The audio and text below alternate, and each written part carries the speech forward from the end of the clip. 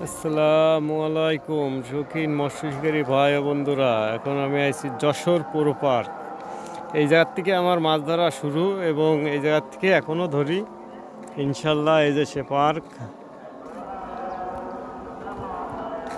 এই যে পাওয়ার পর দুটো পুকুর আছে, মাছও নড়তেছে কম বেশি।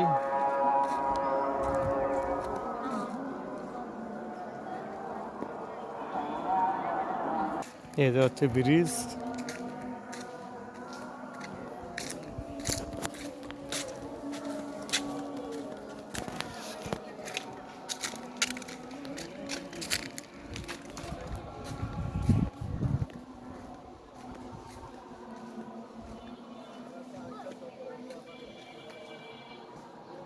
এই হচ্ছে আপনারা একটা পুকুর, এই যে ওভার ব্রিজ। আমরা ওই কোনায় গেটের মুখে বসছিলাম।